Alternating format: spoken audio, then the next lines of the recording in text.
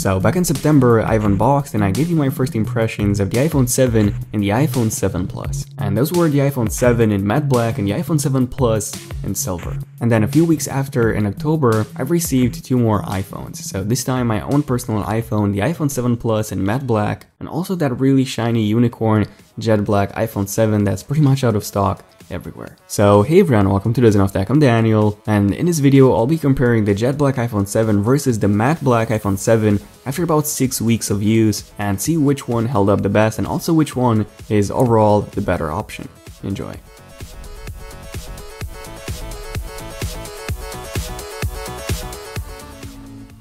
Now the first difference between these two phones is in terms of the boxes. So yeah, starting off with the unboxing experience first, if you order these from the Apple online store, they both come in this cardboard box, and if you open that up, you actually get to the actual iPhone box, which is protected by this plastic foil. So let me just remove that, and you can probably tell right off how awesome the jet black iPhone 7 box looks. So it's completely black on all sides, and especially with that plastic wrap still on, it looks a lot like the actual shiny jet black texture of the iPhone that's inside.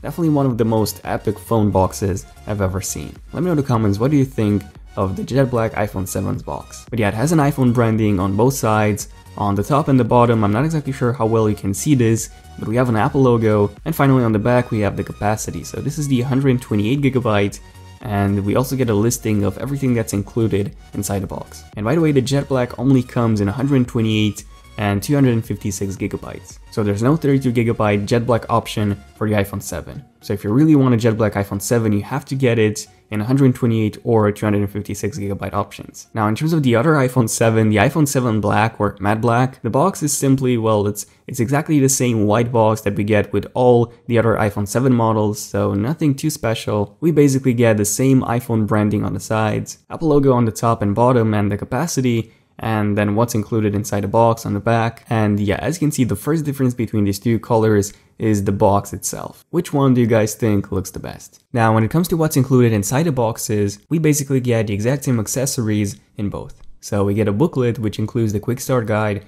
which covers the main features and ports of the iPhone. By ports, the single lightning port. And we also get a SIM eject tool, then the warranty and the safety guide, and some Apple stickers. Now as you can see, all documentation and the booklet, everything is still white even with the jet black iPhone 7. So they're not black as you would expect, and they should have made at least the Apple stickers black in my opinion.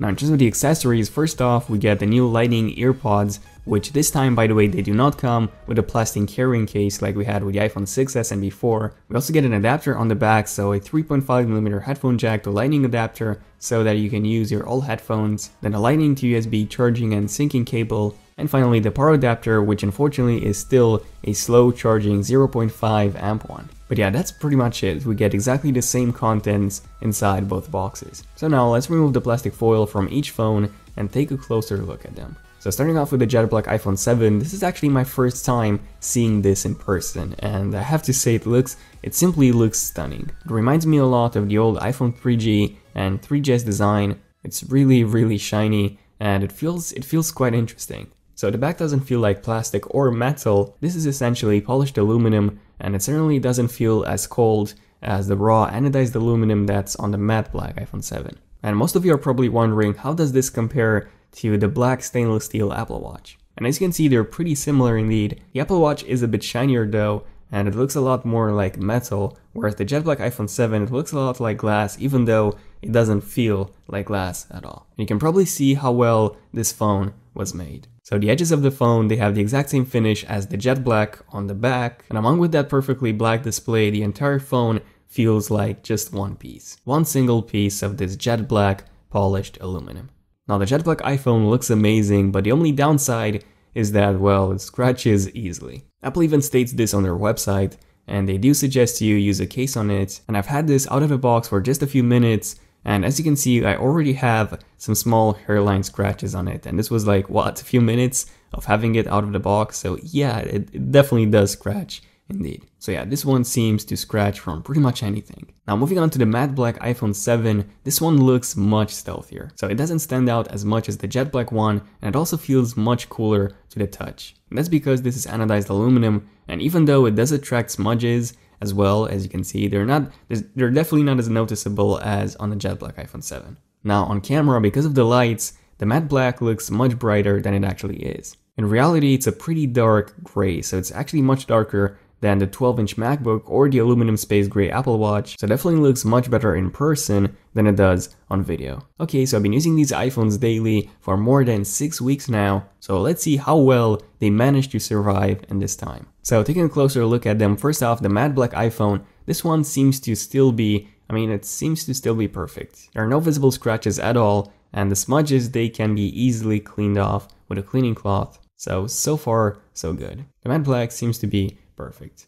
Now, the jet black. So it's all scratched up. And I've been using this literally every single day for the past 6 weeks as my daily driver. And interesting enough, I even use this with a case. So I only took the case off when I got home, and I do take really good care of my devices. I never dropped them, and this thing's still scratched like crazy. So I don't know if you can see, but there's actually a massive scratch right in the middle of the iPhone, and this is a permanent scratch. This is a really deep scratch. No idea how this got here, so it's not coming off no matter how hard I try. And then there are also quite a lot of tiny scratches on the bottom, which at the beginning were only visible in direct light, but now no matter where you look from, you can see them there. So in the end, even though I used the case on this and I took really good care of it, it's still scratched. And yes, I do have to say, the jet black, it looks incredible. Even the box looks sick.